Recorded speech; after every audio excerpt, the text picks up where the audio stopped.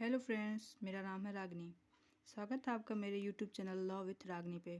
आज का हमारा टॉपिक है सीपीसी का सूट बाय इंडिजेंट पर्सन, जो ऑर्डर 33 में दिया हुआ है। जो ये सवाल यानी कि वाद निर्धन व्यक्ति द्वारा, यह सवाल लगभग सारे एग्जाम्स में आते हैं। एलएलबी के, एलएलबी हो या बीएलएलबी, शॉर्ट और लॉन्ग में भी ये सवाल पूछे जाते हैं।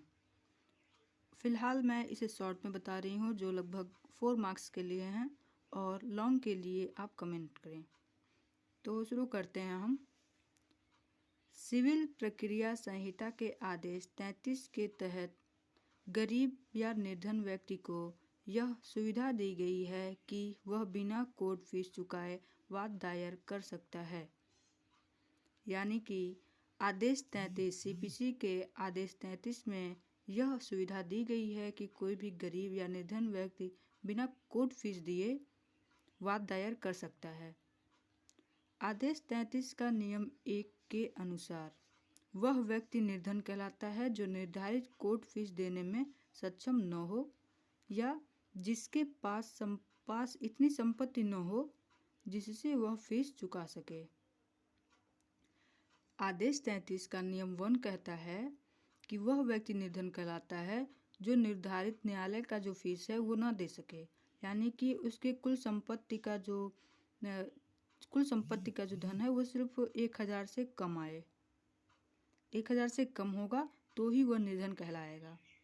ऐसे व्यक्ति को वाद दायर करने के लिए एक विशेष आवेदन देना होता है, जिसमें उसकी संपूर्ण संपत्ति, आय और वाद का कारण स्पष्ट लिखा होता है।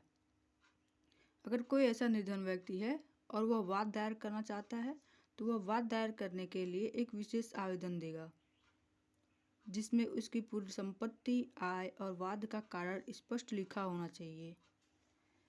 न्यायालय पहले यह जांचती है कि आवेदक वास्तव में निर्धन है या नहीं, और कहीं उसने कोई संपत्ति तो नहीं छुपाई।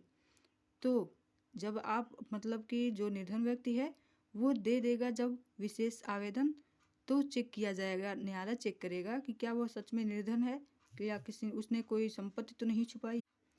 यदि न्यायालय संतुष्ट हो कि वाद वास्तविक है, वाद का कारण मौजूद है और मामला कानून द्वारा वर्जित नहीं है, तो न्यायालय उसे निर्धन व्यक्ति के रूप में वाद दायर करने की अनुमति देती है।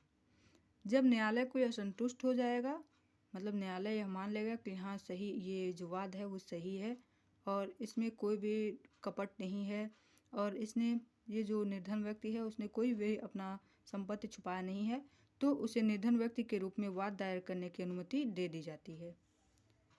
इस आधार पर वादी को वाद दर्ज करने की फीस नहीं देनी पड़ती, परंतु मुकदमा जीत जाता है तो न्यायालय फीस डिक्री की राशि से वसूल की जाती है। पहले तो उससे कोई भी कोर्ट फीस नहीं लिया जाएगा, लेकिन यदि वह मुकदमा जीत जाता है तो उसे डिक्री पारित करके कोर्ट का फीस लिया जाएगा उस निर्धन व्यक्ति से। और यदि हार जाता है तो विपक्षी पक्ष की लागत वहन करनी पड़ती है, और यदि निर्धन व्यक्ति केस हार जाता है तो उसे विपक्षी पक्ष में जो लागत लगा रहता है, यानी कि वो झूठा केस रहेगा और उसमें जो लागत रहेगा उसे विपक्ष को देना पड़ेगा। मुकदमे के दौरान यदि उसे संपत्ति प्राप्त हो जाए या धोखाधड़ी पाई जाए तो उसका निर्धन का पद वापस ले लिया जाता है। यानी कि देखिए, अगर किसी संपत्ति के लिए मुकदमा चल रहा है, उसके पहले वह निर्धन है और वह केस जीत जाता है, तो उसके बाद उसके पास वो संपत्ति आ जाएगी, तो उसके बाद वह निर्धन नहीं कहलाएगा। लेकिन यदि ऐसा होता है कि अगर धोखाधड़ी किया हुआ, उसके पास पहले से संपत्ति है और न्यायालय चेक किया लेकिन फिर भी उसे पता नहीं चला, उसके बाद उसको निर्धन का पद वापस ले लिया जाएगा, यानी कि वो निर्धन नहीं आएगा, निर्धन की श्रेणी में नहीं आएगा। इसमें एक महत्वपूर्ण केस है मथाई एम पाइकेडे बनाम सीके एंथनी, जो 2011 का केस है। इस वाद में सुप्रीम कोर्ट ने कहा कि निर्धन व्यक्ति वही है जो न्यायालय फीस देने में असमर्थ हो।